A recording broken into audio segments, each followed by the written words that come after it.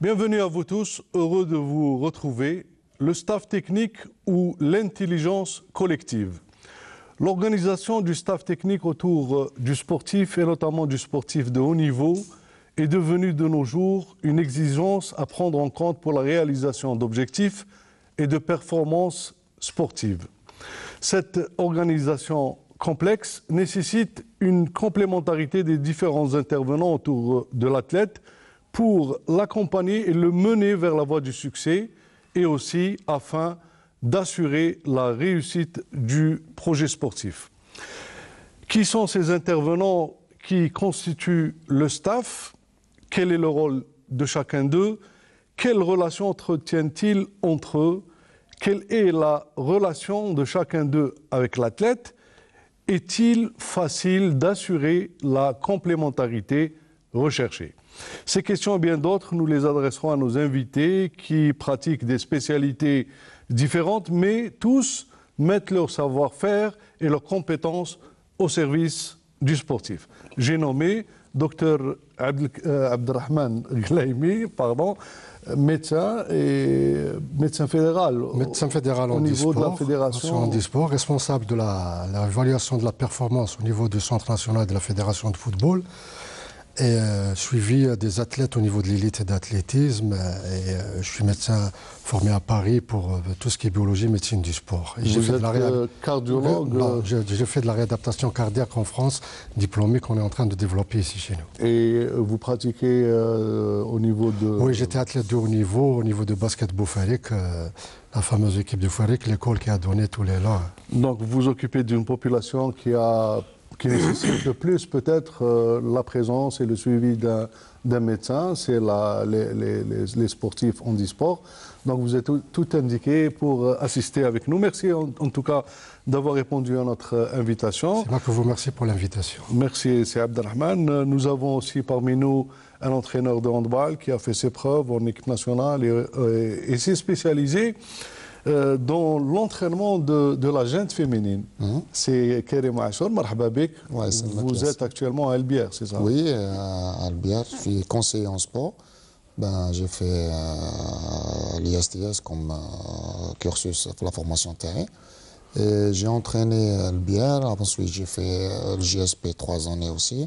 Ensuite j'ai pris l'équipe nationale, on a fait les Jeux méditerranéens pour la Turquie, on a fait les championnats d'Afrique à Naftzahir. Et je suis toujours fait le bière à former, à travailler avec mon équipe. C'est vrai que le sujet de l'émission d'aujourd'hui est très important pour nous en tant qu'entraîneurs. Nous avons sur le plateau ici toutes les personnes dont on a besoin, nous en tant qu'entraîneurs. Et c'est comme ça qu'on devrait travailler normalement. Normalement, ça c'est les normes. Nous avons parmi nous un autre médecin, un orthopédiste, c'est bien ça, M. Yahya Cherif. Vous êtes aussi médecin fédéral auprès de la Fédération de natation. Marhaba bik. Alors je me présente. D'abord, je tiens à vous remercier de votre invitation.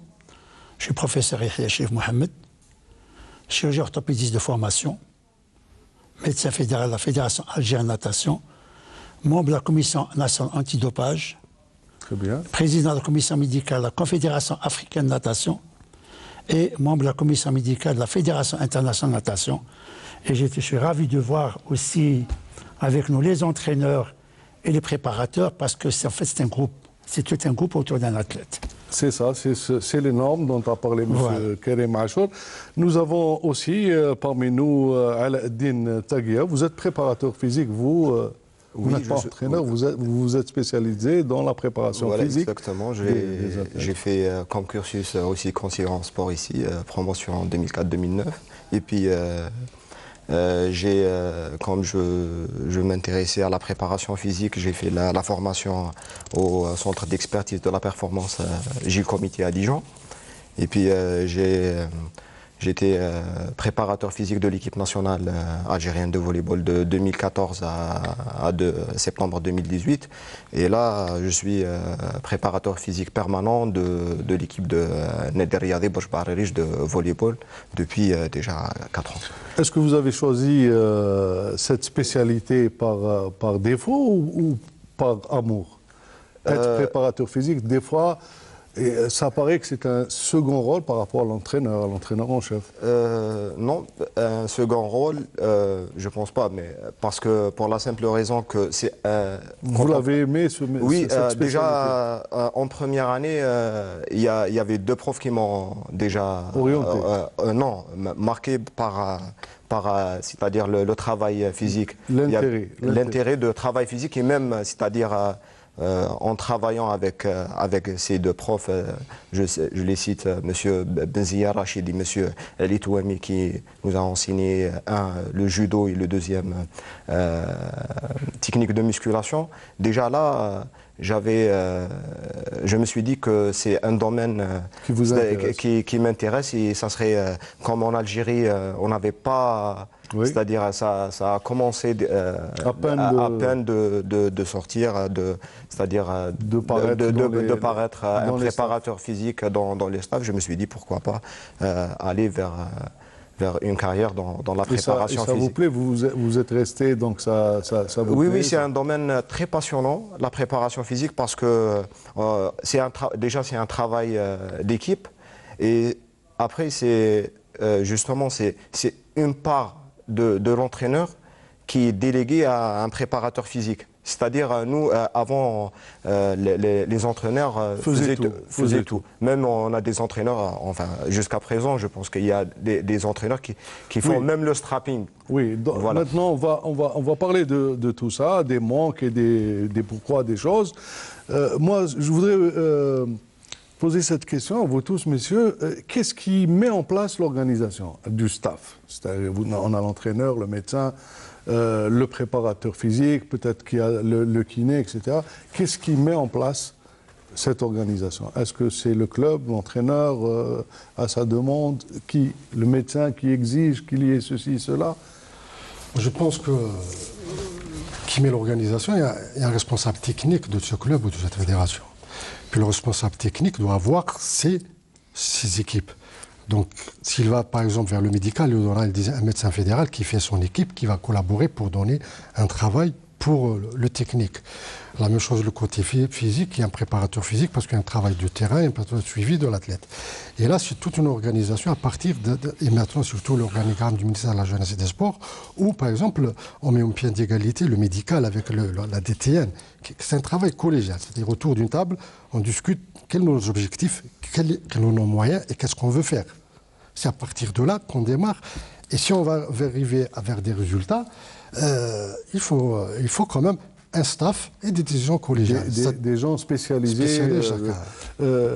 Est-ce que c'est l'entraîneur qui doit choisir avec qui travailler ou bien il compose avec ce qu'on lui propose ou ce qu'il trouve sous la main? Parce que normalement, en règle générale, hein, comme se fait à travers le monde, normalement c'est un choix, c'est l'entraîneur qui doit mettre en place tout un staff. Maintenant, quand on ne rentre pas dans les contraintes financières et tout, on doit s'entourer de personnes qu'on connaît et à qui on peut déléguer, à qui on fait confiance et on sait qu'ils vont faire du bon travail avec nous. C'est-à-dire, en tant qu'entraîneur, tu choisis un staff, tu sais que telle personne, un préparateur physique, c'est très important et qui doit travailler à tes côtés. Tu dois avoir un kiné qui doit travailler à tes côtés, tu dois avoir un adjoint qui va travailler à tes côtés. Tout ce staff, c'est toi qui dois chapeauter tout ce staff technique, mais à condition qu'il n'y ait pas de contraintes financières, parce que tout ça revient cher et les clubs actuellement souffrent sur le plan financier. Je dis que normalement on devrait travailler comme ça. En Algérie, ça ne se fait pas parce qu'un entraîneur doit tout faire.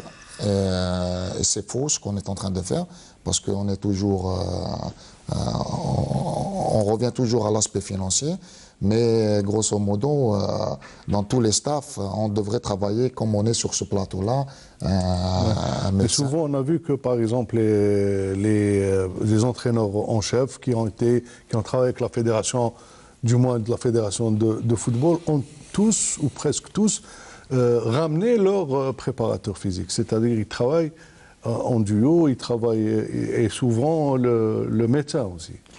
En général, de toute façon, il y a une chose. De manière générale. Hein, le dénominateur commun, c'est l'argent. C'est l'argent. Ouais. À partir de là, on peut discuter. C'est-à-dire que le DTN, comme a dit mon confrère, va organiser les entraîneurs avec qui il va travailler. D'accord. De là, il va s'organiser aussi en collaboration avec la commission médicale, qui a un président, enfin le président ou le médecin fédéral, qui va faire un staff médical composé de médecins et de kinés, éventuellement le psychologue, etc. Ça, on revient à l'aspect financier. Oui. L'aspect financier. À partir de là, l'entraîneur dialogue avec le médecin, le préparateur, et tout ça, ça tourne autour d'un résultat, d'un projet, qui est bien sûr l'athlète d'élite et arriver à des un objectif. Performances, à des objectifs bien tracés au préalable. Mais revenons toujours. Oui, et comment qu'on fonctionne chez nous, généralement, à part peut-être le football En général, non, je prends l'exemple de la natation, il y a le directeur technique qui travaille en collaboration avec la commission médicale. Il y a des stages, on prépare des stages, et à partir de là, on met en place les entraîneurs. C'est des entraîneurs qui tournent autour de la natation, qui sont connus. Et après, en greffe, ça s'appelle la commission existe. Elle travaille en collaboration avec le technique, et qu'on fasse un staff, l'entraîneur. Le préparateur physique, c'est une autre paire de manches. Il faut avoir, là aussi, on revient à l'argent, pour avoir préparateur physique. C'est comme le médecin, il faut avoir l'argent pour récupérer le médecin, le kiné, le psychologue, le nutritionniste, tout ça, c'est de l'argent. Oui, M. Hechif a parlé d'argent, il parle d'argent, mais au volley, ce n'est pas le football. Et là, dans un club de volley, dans une fédération de volleyball, les gens pensaient à engager un préparateur physique.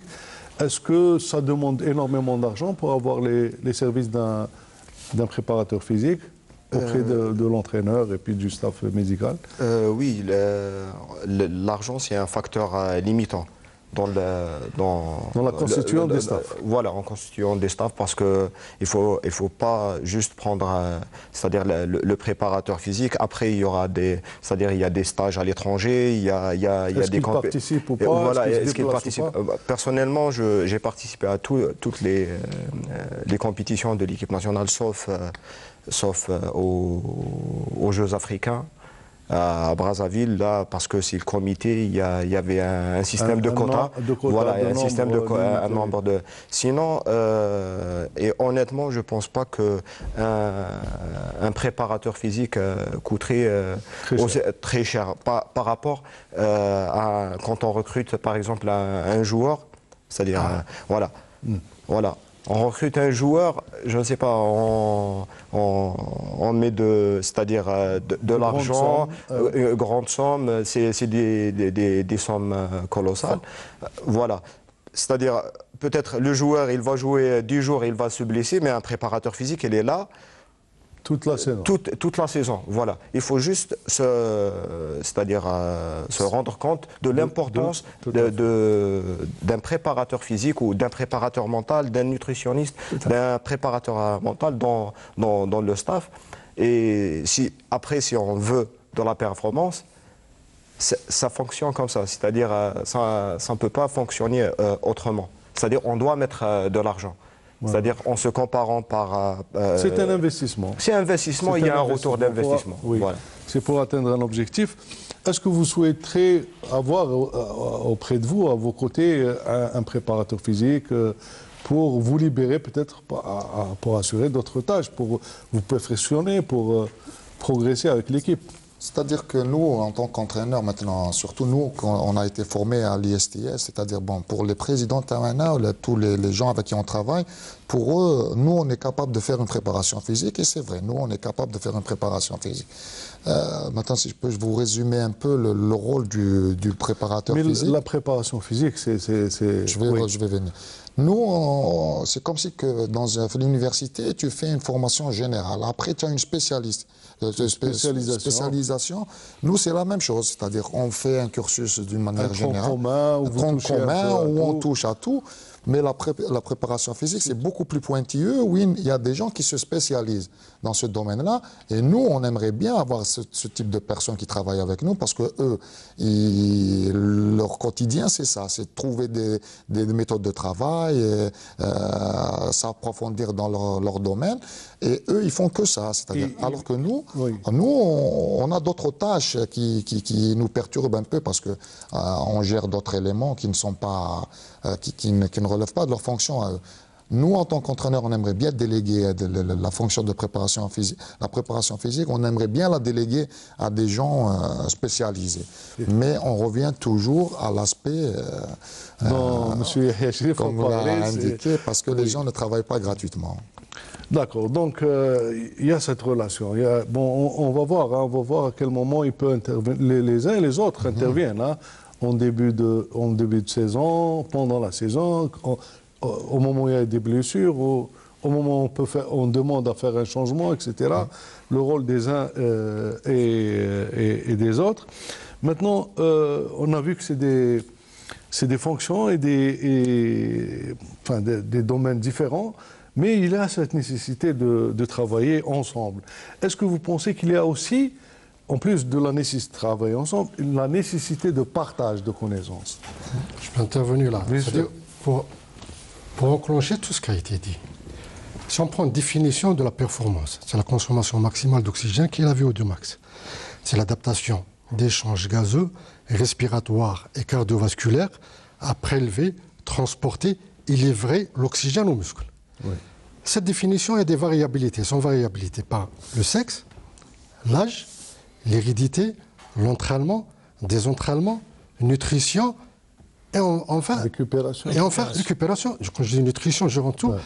Je suis en train de pour abréger et psychologique. Parce que si on prend l'âge, c'est-à-dire que l'athlète reste stable en capacité physique entre 20 ans et 30 ans, il est max à 25 ans. Si on prend le sexe, c'est la morphologie typique de l'homme par rapport à la femme et le taux d'hémoglobine qui est transporteur. L'hérédité, à côté génétique, on peut te donner 2 personnes, tu préparateur, tu fais le travail, tu te dis voilà, c'est le même traitement, le même entraînement, le même programme, mais cet athlète est plus performant que l'autre. Notre nutrition, c'est une sous-nutrition, c'est-à-dire il faut un nutritionniste. S'il y a une sous-nutrition, donc il y a diminution de masse musculaire, il y a un problème d'anémie, taux d'hémoglobine, donc il y a perte de la performance. Un entraînement, des entraînements, il y a quelqu'un qui entraîne, il maintient, mais quand on parle de préparateur physique, c'est le préparateur physique, c'est pas l'entraîneur qui va te maintenir l'athlète durant toute l'année avec la charge qu'il a fait en commun, en général, à toutes les équipes, et puis le préparateur physique va personnaliser le travail à chacun. Tu vas pas prendre tout le monde, tu auras 2 ou 3 groupes, tu auras... C'est à la carte. C'est à la carte. C'est maintenant l'athlète, c'est à la carte. Même en sport collectif, tu fais rentrer le préparateur physique, il sait qu'il va travailler à telle fréquence, parce que... Voilà, ça on l'a compris, docteur. Ouais. Mais pour les téléspectateurs, pour qu'ils puissent nous suivre mieux, est-ce que ces connaissances, ou bien au moins les rudiments de ces connaissances que vous avez, est-ce qu'il y a une nécessité de les partager avec l'entraîneur et avec le préparateur physique? C'est-à-dire, et vous aussi, vous avez besoin de certaines connaissances par rapport à la discipline. Je vais m'expliquer. C'est-à-dire que le médecin du sport, il doit parler le même langage que le préparateur physique. Donc, et le préparateur physique et le médecin. Vous avez des choses à lui apprendre. Oui. Et d'apprendre... Non, c'est pas ça. Je ne dis pas que je vais l'apprendre. Je vais corriger son entraînement en faisant une évaluation de la performance dans un laboratoire. Je vais déterminer les premiers essais ventilatoires. Mais pour qu'il parle le même langage que vous. Vous devez, par exemple, vous êtes actuellement auprès de la Fédération de handisport. Donc vous devez connaître la spécificité et les disciplines pratiquées par les athlètes. Oui. Donc c'est une connaissance qui ne rentre pas dans votre formation de médecin. Non. Mais c'est des formations dont vous avez besoin pour être performant dans votre travail. Bien sûr, on doit élargir le staff en fonction. Et est-ce que l'échange, moi je parle de l'échange entre les membres du staff. Nous devons avoir cette mentalité, le civisme, d'avoir cette ouverture et discuter en discussion collégiale. J'ai eu la chance d'assister à des briefings de haut niveau à l'étranger. Puis le DT1 qui est là, avec son entraîneur adjoint, son médecin, son kiné, son préparateur physique, son podologue à côté, qui avait en face un laboratoire. Il faisait la différence. entre le terrain et ce qu'il a. Et là, il déduit, est-ce que cet athlète, on continue à investir, parce qu'on arrive à un certain âge, on passe en A, parce qu'on a besoin ou pas? D'accord. Monsieur Hechelef, qu'est-ce que vous pensez de l'échange? Est-ce qu'il y a nécessité? Mon collègue est parti dans le détail du détail. Du détail. Moi, j'ai compris, c'est dans le... Effectivement, il faut qu'on discute avec le préparateur et l'entraîneur. C'est un groupe. Hein. Ouais. Quand ils partent en stage, c'est un groupe. Oui. L'échange. Ah oui, l'échange. Oui. L'entraîneur me dit, par exemple, je ne sais pas, il y a plusieurs... Par exemple, un exemple qui s'est posé. Il y a l'entraîneur qui pose un problème, soit d'injury, c'est-à-dire maladie, ou de blessure, ou de manque de performance. Baisse de forme. Ouais. Baisse de forme. Il y a trois pattes. Non, il me dit, voilà, il prend une pathologie, une tendinopathie par exemple, là, on discute. Maintenant, il me dit, non, une baisse de... Et vous devez connaître, par exemple, en natation, si c'est un Quelles spécialiste... sont les blessures qui sont vues? Est-ce que c'est un spécialiste en brasse? En brasse, bien sûr. Ah oui. En crawl. Chaque spécialité a sa pathologie. C'est ça. C'est ce que j'ai compris. Oui. Chaque spécialité a sa pathologie. Les brasseurs, c'est généralement les coudes, les donc, dossiers, quand l'athlète ou l'entraîneur vous parle d'un athlète, vous savez... C'est déjà la spécialité. Surtout si on est imprégné, on est avec... Depuis longtemps qu'on travaille avec l'entraîneur, on sait de quel nageur ou de quel athlète il s'agit. Et là, on a, disons, une fiche de cet athlète-là. On peut discuter avec le préparateur et je rejoins juste une chose. Il a dit pour voir la performance.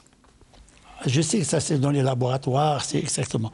Il y a juste, avec le préparateur, l'entraîneur, pour savoir la performance de la test, qu'il est bien, pas bien ou hyper bien. C'est le test de lactate. Oui. Ça, c'est... D'accord, on va parler de ces détails, mais ça, je voudrais écouter aussi l'avis des...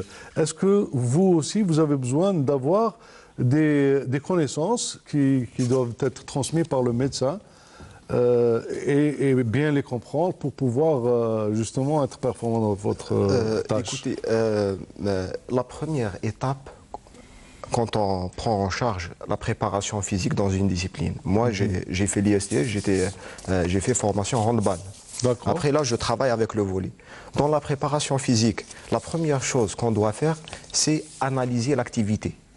C'est-à-dire, est-ce que vous deviez avoir des connaissances, par exemple, en anatomie, biologie, physiologie? Ça, c'est la base. On doit avoir des connaissances. Ça, c'est déjà acquis. Mais c'est-à-dire quand on prend la préparation physique d'une discipline, on doit connaître la discipline. C'est-à-dire, par exemple, moi je suis handballeur, mais je travaille avec le volley. J'ai déjà analysé l'activité. Je sais déjà la différence entre les postes de jeu. C'est-à-dire là, je peux communiquer avec l'athlète d'une, et de deux avec l'entraîneur. C'est-à-dire on va parler. Voilà, c'est un centre. Par exemple, dans le volley, c'est un libéro, il n'a pas les mêmes tâches qu'un central ou un attaquant de pointe. C'est pas là.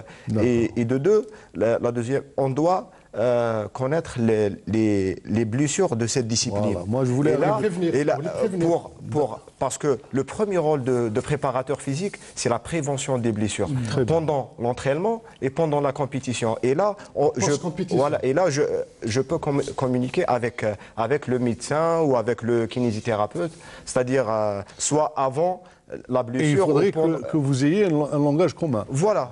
C'est pour cela on fait... Par exemple, si vous avez, je vais citer un exemple concret, vous avez un joueur ou une joueuse qui revient d'une blessure.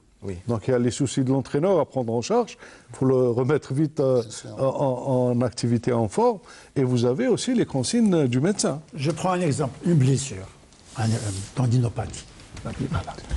Bien sûr, l'entraîneur s'inquiète. Le nageur baisse de performance. Il faut qu'elle soit diagnostiquée par le médecin. Il y a des étapes. Parfois, même le médecin fédéral ou le médecin de l'équipe doit élargir. Elle est pluridisciplinaire. Il passe la main quand il s'agit d'une spécialité bien précise. Il passe la main pour avoir un avis, un soin et tout ça. Je prends par exemple l'orthopédie traumatologie. Il y a une tendinopathie, il y a des examens tels que l'échographie ou l'IRM qui va diagnostiquer la lésion. Le médecin travaille avec qui en premier? C'est le kiné. On collabore avec le kiné, bien sûr. La mise en repos, Puis la reprise avec le préparateur en disant quels sont les gestes qu'il faut et qu'il ne faut pas, pour qu'il arrive à ce moment-là à une certaine performance et à la prise en charge. Récupérer pas. Je peux intervenir, monsieur. Oui, je voulais juste après, oui. Même enclenchement. Après, d'accord, allez-y, c'est carré. C'est-à-dire que c'est bien. Maintenant, vous avez, c'est des spécialités pointues, mais vous êtes là pour... Exactement. C'est-à-dire que vous êtes l'utilisateur du sportif. C'est-à-dire que nous, en tant qu'entraîneurs, on doit avoir des notions de ce qu'ils nous disent. On n'est pas obligé d'être aussi pointilleux que mes collègues. Mais moi, quand quelqu'un me parle de la VMA, je dois savoir qu'est-ce que c'est. Je ne suis pas obligé d'être cardiologue ou orthopédiste, mais je dois avoir des notions de VMA. Ensuite, je dois avoir des notions de toutes les traumatologies qui mon collègue va me dire, des notions générales, et je dois avoir les connaissances d'un préparateur physique dans ses méthodes de travail. Tout ça, je dois avoir des notions et comprendre le langage que mes collègues vont me donner. Ensuite, je ne suis pas obligé de connaître toutes leurs méthodes de travail. C'est pour ça que je dis que... Il y a une confiance. Il y a une confiance. Oui, et eux, ils sont beaucoup plus pointilleux dans leur domaine. Et nous, on doit connaître les généralités pour parler le même langage. Très bien. Donc, oui, allez-y rapidement. Après blessure, par exemple. Si on prend après blessure, l'entraîneur a besoin de la prise de reprendre l'athlète. Et c'est là, il y a une évaluation au niveau de laboratoire simple. Ce n'est pas l'approche de laboratoire. L'orthopédiste a fait session, il a tout réglé avec le kiné, tout ça. Voilà, il est fonctionnel. Le préparateur physique va le prendre préparé. Mais là, il est resté un repos de 15 ou 20 jours, ou une semaine, ou un mois. Il doit être évalué, physiologique à l'effort. On a une idée pour que le préparateur physique va, à partir du gain, il ne va pas recommencer à zéro, il a des données, la perte des capacités physiques et entamer son travail. Laboratoire, moi, je fais régulièrement. Et ça depuis quelques années. Donc on fait on reprend. Par exemple, un Makhloufi qui était pour une raison d'indisponibilité, et puis il a commencé à reprendre ses entraînements, il est venu évaluer, il a reprogrammé son entraînement. Quelqu'un qui est blessé, ligaments croisés, orthopédie, tout est réglé, kinésithérapeute, éducateur et tout ça, avant de donner au préparateur. Et en plus, je peux travailler avec le préparateur physique en présence au laboratoire. Il aura une idée sur à quel VMA il a atteint, parce qu'en fin de compte, le laboratoire, quand tu as la fréquence cardiaque, la vitesse maximale aérobique sur un tapis, tu as la puissance maximale aérobique sur vélo. Et là, il prendra l'idée pour travailler au 60 ou 70% de sa VMA parce que l'entraîneur il a besoin de l'athlète. Il est content qu'on le remette. Oui, bien sûr. Voilà, c'est ça. Voilà, très bien. Maintenant, pour passer, parce que le temps passe vite. Non, je veux juste rebondir.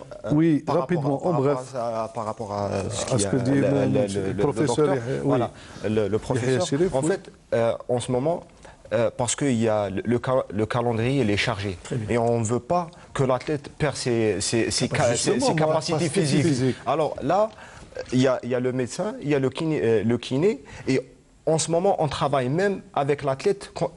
Il est blessé, mais on doit travailler avec lui. En passif. Voilà, en passif. C'est-à-dire, je ne sais pas, par exemple, un volleyeur qui est blessé à l'épaule, mais c'est-à-dire si on partage le corps à 25%, on a 25% qui n'est pas disponible, mais on a 75% qui sont fonctionnels et on peut toujours le faire travailler et garder, c'est-à-dire après le retour sur le terrain, et on va pas refaire tout la préparation. Le travail foncier, exactement. Très bien. Donc, comment on pourrait décrire la relation qui devrait exister? Donc, elle doit être parfaite, beaucoup de complicité, de confiance, de... Confiance et complicité. Confiance. Première, c'est la confiance. C'est la première. D'accord. Puis, à partir de la confiance, ça y est, c'est la complicité. On travaille pratiquement ensemble.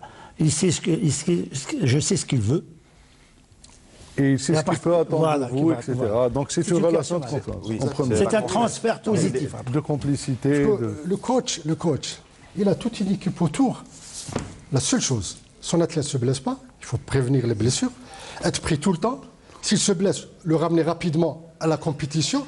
Et ça, c'est le travail de préparateur physique, de physiothérapeute et des médecins. Très bien. D'accord. Maintenant, je voudrais vous poser la question suivante. Moi, je voudrais imaginer l'intervention de chacun de vous en début de saison, d'abord. Est-ce que, par exemple, au moment où CKRM fait la sélection de ses joueurs, il peut faire appel à un médecin, au préparateur physique. Et pendant la saison, comment doit s'effectuer le travail et aussi comment on peut faire de la prévention. C'est-à-dire pour garder l'athlète, comme vous l'avez dit, les calendriers sont chargés. Quand on voit par exemple la Champions League, l'équipe du Real ou du Barça, etc. Donc c'est des rythmes, un rythme infernal. Et puis on sollicite le joueur toute l'année. Après l'équipe nationale, les Coupes du Monde, etc. Mais quand on suit les matchs, par exemple, le rendement des joueurs est pratiquement le même. Voilà. Donc au début de saison, est-ce que vous sollicitez, par exemple, si vous devez recruter, vous avez 3 ou 4 joueurs, vous devez recruter 2, dans votre sélection, est-ce que vous faites appel aux médecins?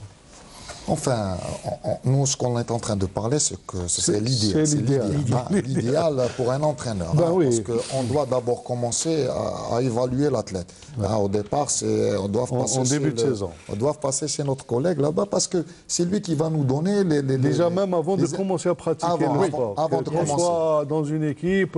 C'est la visite médicale primaire. Je vais résumer en 30 secondes. Chaque fédération, des fois, il y a des spécificités. Il y a un truc commun, la visite médicale. Voilà. Puis la spécificité par discipline. D'accord. Parmi les examens, il y a l'évaluation de la performance chez un athlète. Premier acte médical. 2 objectifs. Rechercher des anomalies respiratoires cardiaques qui contre-indiquent. Deuxième objectif, évaluer la performance pour la programmation, le suivi dans le programme de la programmation de l'entraînement et le suivi de l'entraînement qui va être transmis au préparateur physique. D'accord. Donc, ça, c'est le début. Et puis, en deuxième lieu... on reste au début. On reste pour faire réagir Enfin, dès le départ, première visite médicale. D'accord. Cardio... Maintenant, s'il a besoin de choisir, est-ce que vous pouvez l'orienter? Ah ben non, ça dépend. Il doit avoir, ça s'appelle un livret médical. C'est-à-dire le livret de l'athlète. Il doit suivre l'athlète. Normalement, quand il passe d'un club à un autre, il y a ce qu'on appelle le livret. Théoriquement. Le livret suit. Théoriquement. Théoriquement. Oui, d'accord. Je dis bien, je vous ai compris. Théoriquement. À partir de là, le club qui doit recevoir doit faire toute une batterie d'examens pour voir s'il n'y a pas d'anomalie quelque part. Et puis à ce moment-là, c'est au président, au DTN, il y a l'entraîneur de trancher. Là, pour le dossier médical, tous les examens qu'on s'est fait sont faits. Il y a un médecin fédéral ou le président de la commission médicale qui va traiter tous les dossiers. Ou le médecin de l'équipe. Quand on parle d'équipe, il traite le médecin, c'est-à-dire quand on n'est pas en fédération, en club, sur le médecin. Et à partir d'avoir traité de dossier, il peut avoir des idées ou des réflexions. Il dira, voilà, j'ai besoin d'un avis cardio, j'ai besoin d'un avis en orthopédie pour prendre cet athlète avant de le donner C'est-à-dire qu'au début, on peut faire une évaluation physique. Sur ses capacités physiques. Est-ce que cet athlète peut faire du sport de haut niveau ou est-ce que c'est un athlète qui restera... Donc, il doit commencer par voir le médecin. Exactement. Ensuite, on sautera chez le... Et à ce moment-là, qu'est-ce que vous faites en début de saison pour justement dire à M. Achour, cet athlète est meilleur que l'autre ou... Voilà, après, on doit avoir l'historique. Oui, mais pour intervenir, pour aller vite. Pour aller vite, il y a... Vous avez 4 joueurs, lui, il n'en a besoin que de 2. Il y a des tests de terrain. Et si on a les tests en labo, c'est l'idéal. Après, on va tout de suite, c'est-à-dire surtout avec l'arrivée de la nouvelle technologie dans le sport, surtout une technologie portative, c'est-à-dire là, on peut mesurer la fréquence cardiaque. Pendant qu'il court, on peut faire des tests avec des accéléromètres pour faire c'est-à-dire les tests de la force maximale, les tests de saut. Au lieu de sauter avec la craie, on a les optojump pour évaluer le temps de vol, la hauteur du saut. Donc vous avez les instruments et les techniques pour pouvoir... c'est pointu. D'accord, très bien. Donc on passe à autre chose maintenant pour faire de la prévention. Pour que l'athlète ne tombe pas, ne se blesse pas, ne tombe pas en baisse de forme, qu'est-ce qu'il y a lieu de faire ensemble, vous? Ensemble? Oui. Après le diagnostic, c'est bon, on a recruté les joueurs. La première chose, on doit travailler sur les points faibles. Les points faibles. Par exemple, un exemple rapidement. Un exemple rapidement. on va prendre l'exemple le plus courant, un footballeur, voilà, un sport collectif où voilà, un footballeur qui a le quadriceps plus fort que les ischios. Voilà. Là, tout de suite, on sait qu'il faut renforcer l'ischio. Oui. C'est parce que les ischios, ils sont responsables de la décélération, parce que un athlète, il court après, il doit s'arrêter rapidement pour changer de direction par rapport au ballon, par rapport à une multitude d'informations. C'est-à-dire, après une prise d'information, l'athlète doit. Et à ce moment-là, que la plupart des blessures surviennent. Et là, on doit travailler sur ou un handballeur qui a, par exemple, c'est-à-dire les pectoraux sont plus forts que le dorsaux. Et là, on va se retrouver avec des problèmes d'épaule ou... Le handball, c'est beaucoup plus un problème d'appui. Hein. Exactement. Déjà, à l'examen d'aptitude, par exemple, quand on fait un examen d'aptitude, déjà, on voit certaines anomalies qu'il faut corriger. Très bien. Par exemple, si moi, quelqu'un sur tapis qui court, mais il est en varus ou en valgus, je demande au podologue, je demande à l'orthopédiste pour corriger. Des fois, une semaine, semaine, la correction d'une semaine, parce que notre ami l'orthopédiste dit qu'il y a une souffrance des tendinopathie, tendon d'Achille et tout ça qui l'empêche. Donc il faut corriger initialement. Donc déjà l'examen d'aptitude de début de saison, il ne faut pas maintenant. Donc, il faut donner l'importance à l'examen d'aptitude, surtout au niveau de l'élite. C'est-à-dire on corrige et on donnera soit au préparateur physique, soit à l'orthopédiste, soit au podologue pour corriger, pour que le coach, quand il entame, il a une idée qu'il a 20 athlètes, qu'il peut compter sur eux et faire de la prévention par la suite. C'est-à-dire la correction se fait déjà initiale, au début. Bien. Et en fonction, comme l'a dit notre ami, en fonction, on doit corriger régulièrement, qu'il n'y ait pas de déficit. Oui. Voilà. Très bien. Maintenant, donc... l'athlète, il est en pleine compétition, il subit un travail, de l'effort, etc. Mais ailleurs, il y a une batterie de tests médicaux qu'il doit subir de manière régulière. Quels sont, à votre avis, les tests que l'athlète doit subir de manière régulière, 2-3 fois par saison, par exemple? Au moins 2 fois par saison. Ça dépend aussi de l'athlète. S'il est en Benjamin ou laissé ça dépend de la catégorie d'âge. La catégorie de l'athlète. C'est bien sûr, comme a dit mon collègue, le bilan cardiovasculaire et pleuropulmonaire. Puis il y a toute une batterie d'examens biologiques. Là, on rentre dans la périodicité des examens. La périodicité des examens. Il doit voir l'ophtalmologue. Oui, l'ophtalmologue, le dentaire.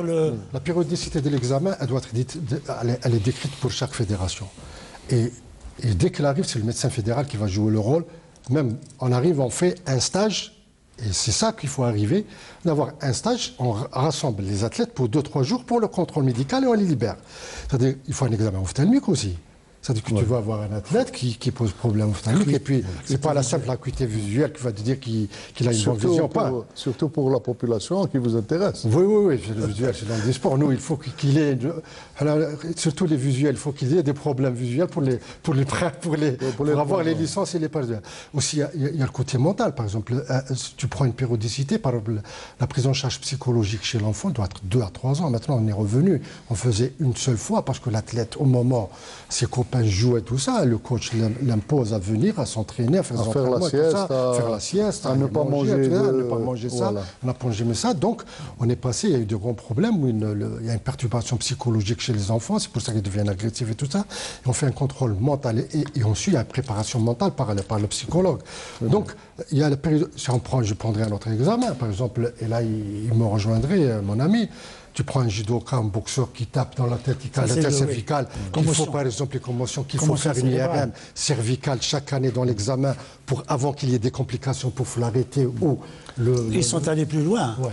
Ils font maintenant un scanner. Un scanner systématique. Systématique pour les boxeurs. Pour les boxeurs. Avant chaque combat. Non, pas avant chaque combat. On exige ailleurs. Dans la visite médicale. Dès le départ. Le cas où il est obligatoire. Mais dans l'examen d'aptitude de boxe, il tape de coups scanner. Judoka, IRM cervicale systématique. Donc, elle fait partie de l'examen. Donc, il y a la périodicité. On prend par exemple un autre exemple, c'est-à-dire le demi-fond, qui consomme beaucoup de fer. ils doivent faire leur bilan 3 fois par an. Tu ne vas pas faire un footballeur tous les 2 mois, mais les marathoniens, les demi-fonds et tout ça, il faut un bilan 2 à 3 fois ciblé à la formule, le fer sérique, la ferritine et tout ça, pour corriger le déficit. Ça, c'est l'idéal. Est-ce que ça se fait chez nous? Non. Rien du tout. Non, ça ne se fait pas parce que, c'est-à-dire nous... On a pris de mauvaises habitudes, on ne va pas se mettre... On travaille avec ce qu'on a, c'est-à-dire que nous, c'est pour ça qu'on trouve beaucoup de défauts chez nos athlètes, où beaucoup d'athlètes n'arrivent pas à corriger leurs défauts aussi. Corriger leurs défauts, ils n'arrivent pas à avoir des performances élevées. Pourquoi? Parce que ces athlètes sont bourrés de défauts qui n'ont pas été décelés. Ils sont exposés à plusieurs fois des blessures. À ce qu'ils n'arrivent pas à assimiler des gestes techniques, ils n'arrivent pas à faire des gestes techniques, pas parce qu'ils ne peuvent pas, parce que sont physiquement... Pas concentrés. La concentration, exactement, pas déficit physique. C'est déficit physique. Dès qu'on est en déficit physique, exactement, on perd tous les... Mais quand on fait tout ça au départ, au préalable, ça te donne l'athlète parfait qui peut tout faire dans un terrain. Et qui est rentable durant toute la saison, il ne se blesse pas. Qui est rentable durant toute la saison et que toi, en tant qu'entraîneur, tu peux l'utiliser comme tu veux.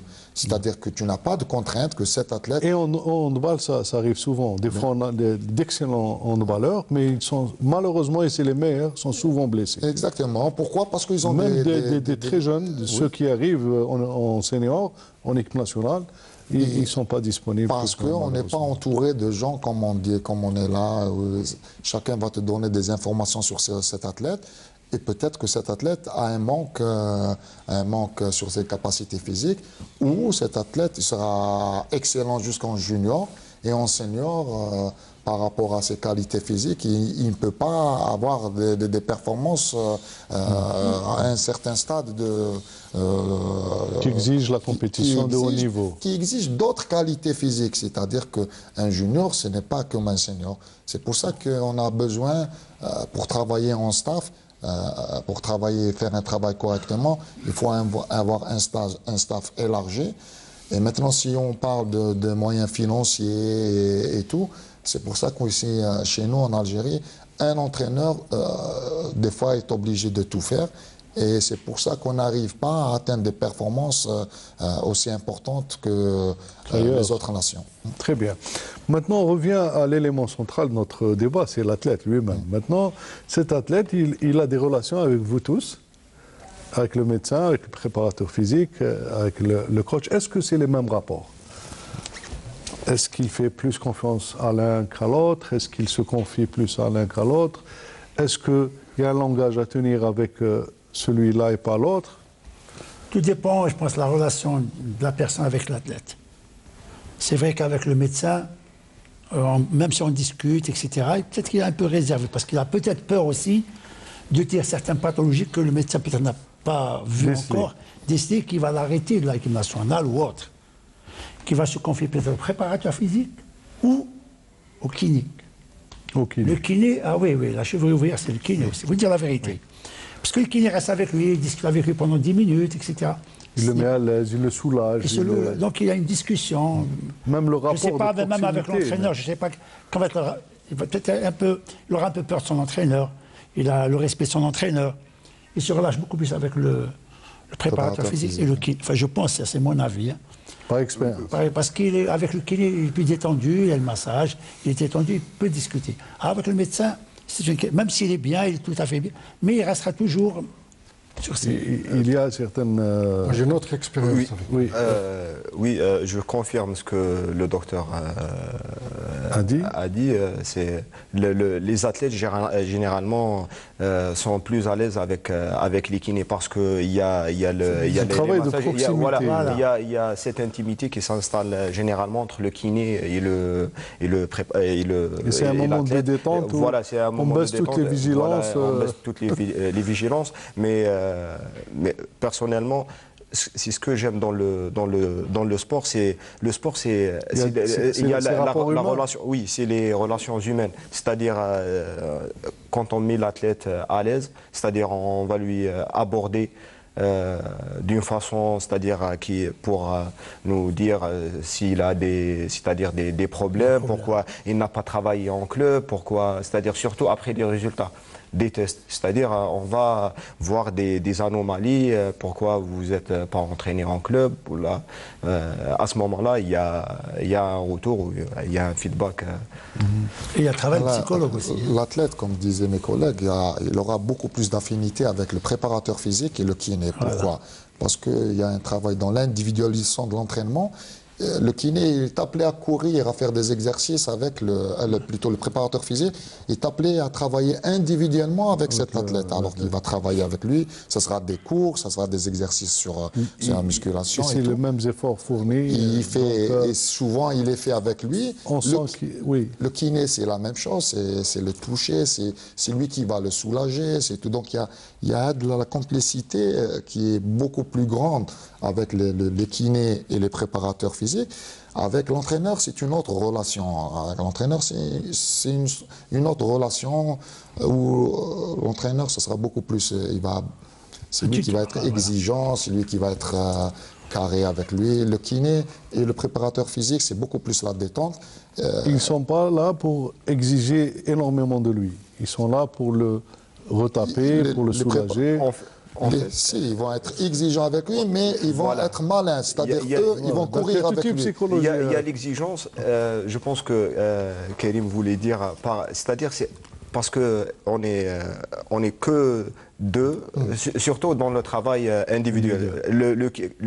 L'athlète, quand il est avec le kiné, sont pratiquement tous seuls. Ou quand on prend un athlète pour la réathlétisation, on est tête à tête avec l'entraîneur, avec l'athlète. Là, c'est-à-dire, il peut commencer à parler, on peut se confier au préparateur physique. Donc maintenant, ces informations recueillies par les uns par les autres, est-ce qu'ils sont transmis à l'entraîneur ou ça reste dans le domaine de la confidentialité, ça reste dans le domaine du secret professionnel?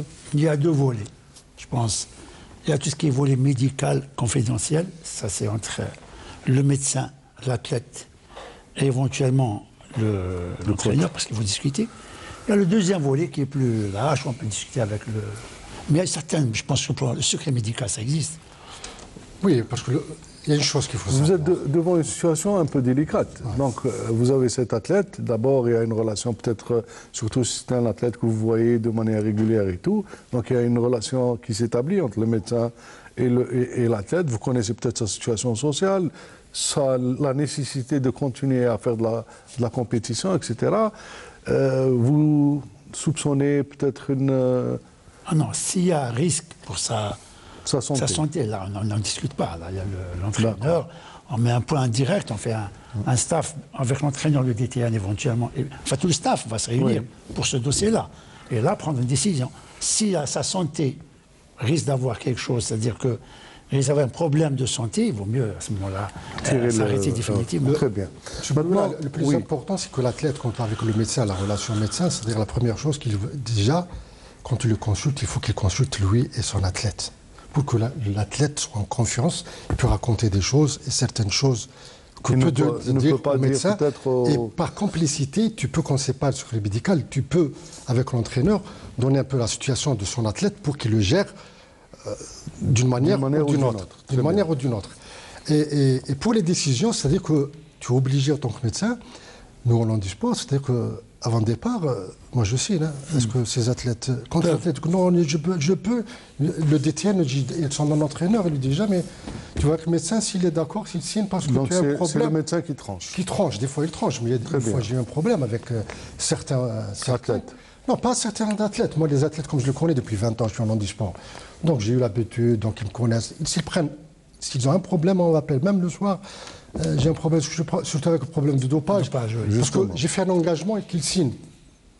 Ils ne prennent aucun médicament, aucun truc complément alimentaire, ni vitaminé, s'il n'y a pas la décision du médecin. D'accord. Justement, je voudrais, pour terminer, parce qu'il ne reste plus de temps, cette question des compléments alimentaires et du dopage, des fois à l'insu de l'entraîneur, du médecin, peut-être que l'athlète va voir ailleurs. Un autre médecin, par exemple, il le fait en cachette. Devant ces situations, est-ce que c'est un travail de sensibilisation qu'il faut faire ou bien un suivi régulier quand on soupçonne quelqu'un qui prend du volume peut-être ou qu'il a des performances Oui. De toute façon, il y a une règle générale. Oui. Que tous les athlètes doivent le savoir. Tout ce que tu prends à l'insu de ton médecin ou avec c'est toi le responsable. Ouais. Ça, c'est tout ce qui est dans ton corps. Et en dernier, c'est l'athlète qui assume. D'une manière tout ce qui est dans ton corps, c'est toi qui es responsable. Maintenant, il faut rejoindre, mon ami, tout ce que tu vas prendre comme médicament. Si tu ne connais rien du tout, tu vois ton médecin. Si tu ne vois pas ton médecin, tu vois le pharmacien. Si tu ne vois pas le pharmacien, il s'appelle la CNAD, la Commission nationale antidopage, où il y a s'appelle listing de tous les produits dopants. Très bien. Tu connais pas, tu demandes. Et là, il ne prend rien sans demander. Il y a un travail à faire parce qu'on a contrôlé positif beaucoup d'athlètes et puis on vous dit que je n'étais pas au courant, j'étais enrhumé, j'ai pris... tout ce que vous prenez... Il faut bannir l'automédication. Voilà. Et deuxièmement, c'est vrai que nos médecins fédéraux, tu ne peux pas, quelqu'un qui est à Oran, à Constantine, à Béchar, il ne va pas. Hein. Mais ce que nous, au niveau de la fédération, tu as consulté, tu étais malade, tu as consulté, tu envoies l'ordonnance par fax dans les 48 heures. Voilà. Les traités, si tu vois que c'est un médicament qu'il faut pour une compétition, prohibé, on agit pour le remplacer, on appelle son médecin traitant qui est là, et pour la sensibilisation, on sensibilise les joueurs, les athlètes d'une manière générale. Quand tu vas chez un médecin, tu informes le médecin que tu es athlète du haut niveau et tu peux être contre les dopage. Est-ce que ce produit que tu me donner, est-ce qu'il est dans la liste, il est dopant ou pas? Voilà. Il y a autre chose. Il peut prendre un produit qui est interdit. Ça peut exister, il est malade. Il peut le prendre. C'est ce qu'on appelle les AUT. Mais que les autorisations d'usage thérapeutique. On enclenche une autorisation thérapeutique au niveau de la CNAD. Le médecin fédéral envoie à la CNAD qui fait un papier qu'on envoie à la Fédération internationale, etc. Mais ça existe. Très bien. Voilà. Pour terminer, est-ce que ce travail se fait? Est-ce que ce travail se fait de sensibilisation de manière permanente auprès des joueurs? D'où la nécessité d'avoir des médecins, un staff étoffé, parce que nous, en tant qu'entraîneurs, on n'est pas censé connaître tous les médicaments qui contiennent des produits dopants. Et c'est vrai que ça se fait, on en parle entre nous, on parle de produits dopants et tout, parce qu'on fait attention. C'est vrai qu'en Algérie, les contrôles ne sont pas réguliers, hein, sauf s'il y a une compétition internationale. Mais je pense qu'il y a certains athlètes qui sont conscients qu'ils ne doivent pas prendre certains médicaments. Mais le travail doit être fait de manière continue. Oui. D'où l'importance aussi d'avoir un nutritionniste dans le staff. Parce que l'athlète, pourquoi il prend des compléments alimentaires ou des produits dopants? Parce que lui, il cherche la performance. L'athlète, il veut être tout le temps performant. Quand on a un nutritionniste dans le staff, c'est-à-dire l'athlète, il va prendre conscience qu'il mange bien, il n'a pas besoin de prendre des compléments alimentaires, c'est-à-dire il va trouver tout dans l'alimentation. La récupération dans le plat, pas dans le complément alimentaire. Très bien, on va terminer rapidement parce que le complément alimentaire n'a jamais été un médicament. C'est un soi-disant complément alimentaire. Et le complément alimentaire en lui-même, ce n'est pas le produit dopant, c'est le risque d'être contaminé par un produit dopant. Très bien. Mais ça, c'est par milligrammes. De cette manière, nous avions reçu justement, on avait abordé ce problème de dopage et de compléments alimentaires dans une émission qu'on a consacrée à tout ça. Je crois que nous sommes arrivés à une conclusion que le staff doit être étoffé pour pouvoir atteindre des objectifs, réaliser des performances et réussir le projet sportif. On est d'accord là-dessus? Bien sûr. D'accord. Merci, messieurs. Je vous remercie en tout cas d'avoir participé à cette émission. J'espère que j'aurai l'occasion de vous retrouver en d'autres occasions avec d'autres thèmes. Mesdames et messieurs, vous pouvez revoir notre émission dans les liens et les adresses qui s'affichent en bas de votre écran. Je vous retrouverai avec plaisir la semaine prochaine avec d'autres invités et un autre thème. D'ici là, portez-vous bien. Au revoir.